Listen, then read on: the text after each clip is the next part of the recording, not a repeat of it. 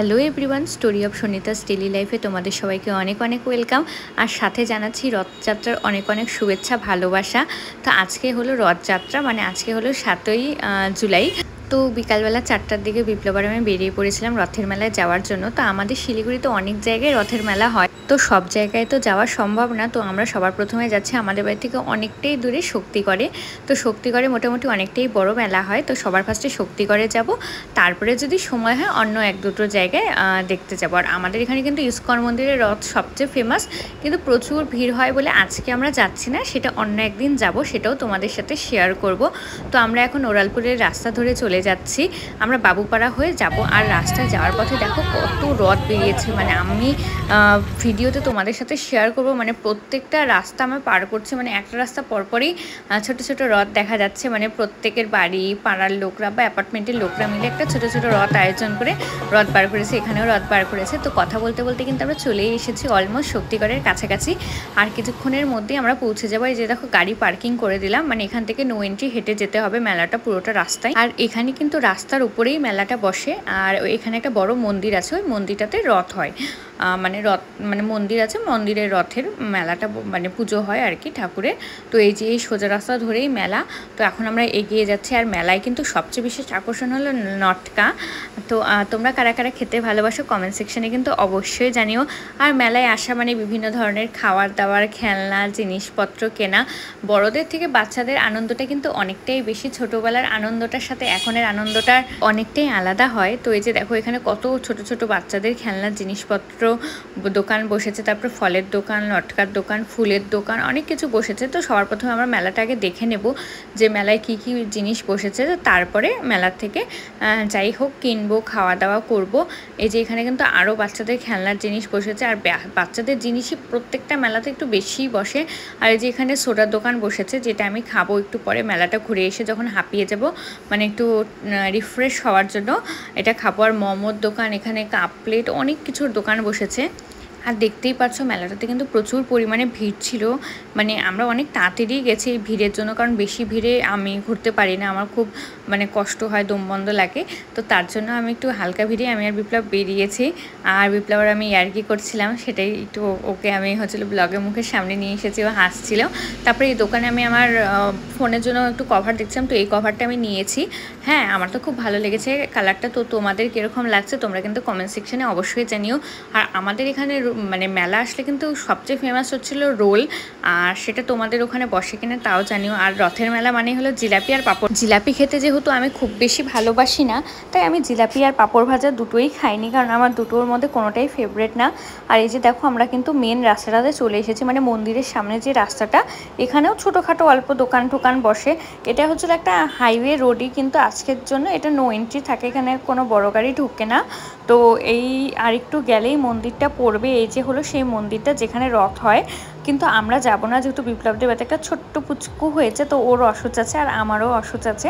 তো আমরা দুজনে মন্দিরের ভিতরে কেউ যাচ্ছি না, তাই তোমাদের সাথেও শেয়ার করতে পারছি না। আর এখানে এতটা পরিমাণে ভিড় ছিল, প্রচুর পরিমাণে ভিড় ছিল। আর মন্দিরের বাঁ দিকে যে রাস্তা চলে যায়, সেই রাস্তাটা সোজা যত দূর যায় তত দূর মেলা বসেছে। তো আমরা কিছুটা যাব। আর দেখো মাটির রান্নাবাটি, নটকার দোকান, মাটির রান্নাবাটি তো আমার খুবই প্রিয়। আর এখানে একজন হচ্ছে ছোট ছোট পুতুল, মানে ঠাকুর, এগুলো নিয়ে বসেছিল। তারপরে কাঠের গাড়ি, মানে ছোটোবেলায় আমাদের সবচেয়ে প্রিয় যে সমস্ত জিনিসগুলো লাগতো সবগুলোই কিন্তু এখানে পাওয়া যায়। ময়ূরের পালক, অনেক কিছু বিক্রি হচ্ছিলো, এখানে অনেক খাবারের দোকানও বসেছিল।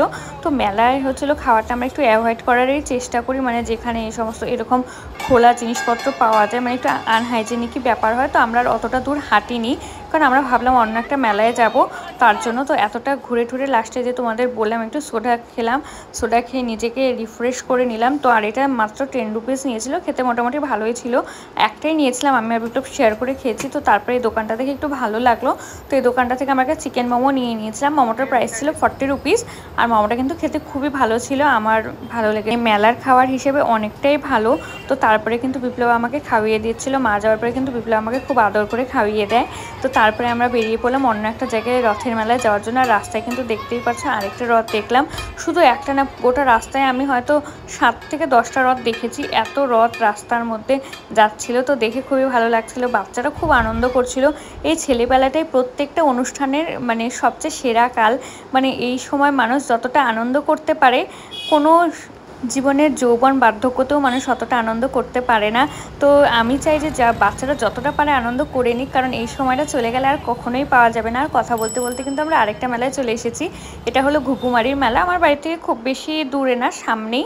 আর এখানে দেখতেই পাচ্ছ কত কাঠের জিনিস, লটকার কিছু বসেছে। আর এটা হচ্ছিল ঘুঘুমারি একটা স্কুল আছে, ওই স্কুলের মাঠে এই মেলাটা বসেছে। দেখো বয়স্ক দিদারা এখানে ওই চিনি কলা এই সমস্ত নিয়ে বসেছে। আর এখানে রথের ডিজাইনটা কিন্তু একদমই অন্যরকম, মানে চিরাচরিত যে সমস্ত রথ আমরা দেখি, এখানে রথটা কিন্তু একদমই অন্যরকম, দেখতেই পাচ্ছ তোমরা।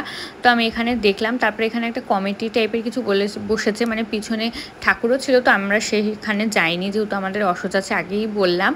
আর এখানে হচ্ছিল প্রচুর লাইন ধরে জিলাপির দোকান, খেলনার দোকান। রথের মেলায় আসলে তো মানে 90% মানুষ জিলাপিই খায়। আমার মতন যারা 10% আছে জিলাপি খেতে পছন্দ করে না, তারাই হয়তো জিলাপি খায় না। আর মেলায় ঘুরতে কিন্তু আমার খুবই ভালো লাগে। তোমরা আগে আমার ব্লগগুলো দেখলে জানতে পারবে যে আমি প্রত্যেকটা মেলায় যেতেই খুব ভালোবাসি। আর এখানে অনেক খেলনার দোকান ছিল, তো তারপরে ছুরি কাঁচি এগুলোরও দোকান ছিল। ভাবছিলাম কিছু নেবো কিনা, তো সেরকম কোনো কিছু লাগলো না নেওয়ার মতন, তাই আর নিলাম না। তো তারপরে এখানে একটা দেখলাম যে এখানে একটা খেলা হচ্ছে, মানে লটারি টাইপের একটা টিকিট কাটতে হবে, তাহলে ফার্স্ট সেকেন্ড থার্ড প্রাইজ পাওয়া যাবে। আর যেগুলো মানে শোকেস করা আছে সেই সমস্ত জিনিসই হলো প্রাইজে থাকবে। তো তারপরে আমিও লোভে পড়ে এই টিকিট কেটে নিলাম 3টে, কিন্তু আনফর্চুনেটলি আমি কিচ্ছু পাইনি। হ্যাঁ, অনেকক্ষণ অপেক্ষা করে থাকার পরে লাস্টে মন খারাপ করে আবার মেলাটা ঘুরতে চলে আসলাম।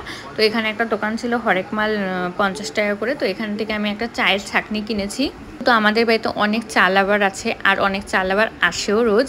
তো তার জন্য হচ্ছে একটা ছাঁকনির আমাদের দরকার ছিল, যেহেতু আমাদের ছাঁকনিটা একটু নষ্ট হয়ে গেছিলো। তারপরে মাটির রান্নাবাটি, আর আমি যেখানেই মাটির রান্নাবাটি দেখি দাঁড়িয়ে পড়ি।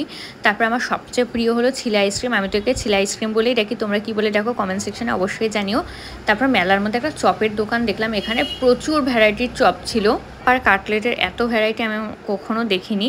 তো তারপরে আমি একটা মটন কাটলেট নিয়েছিলাম, যেটা টেস্ট অসাধারণ ছিল। তো সব কিছু খাওয়ার পরে আবার আরেকটা রথ রাস্তায় দেখতে দেখতে চলে আসছি, মানে আমরা যখন বাড়ি ফিরছিলাম তো আর রাস্তায় দেখলাম একটা রথ যাচ্ছে। তো মেলা টেলায় সব ঘোরা শেষ, আজকে অনেক ঘোরা হয়ে গেছে। এখন বাড়ি ফেরার পালা, রাত্রি 7টাও বেজে গেছে। তো বাবা বাড়িতে আছে। তো আমার ভিডিওটা ভালো লাগলে আমার চ্যানেলটাকে সাবস্ক্রাইব করে দিও, এরকম আরও ভিডিও দেখার।